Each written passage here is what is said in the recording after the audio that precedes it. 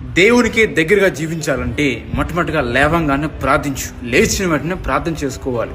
ఊరికే phone open చేసి social media, Instagram likes, views, comments, YouTube కాదు. లేచిన వెంటనే ప్రార్థన చేసుకోవాలి. నెంబర్ 2, బైబుల్ ధ్యానించు.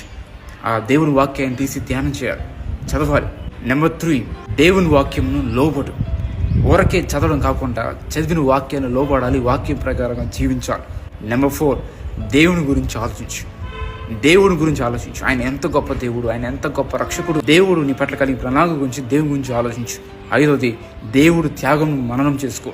నీ కోసం చేసిన త్యాగం, నీ కోసం, నా కోసం శిలువలో చేసిన త్యాగాన్ని గురించి, ఆయన మన కొరకు చిందించిన రక్తాన్ని గురించి ఒక్కసారి జ్ఞాపకం చేసుకో. 6వది, దేవుని సన్నిధి ప్రేమించు. లోకంలో ఉన్న వాటిని, బండి, కారులు కానీ, వస్తువులు, వీటిని ప్రేమించడం కాదు, కానీ దేవుని సన్నిధి ప్రేమించు.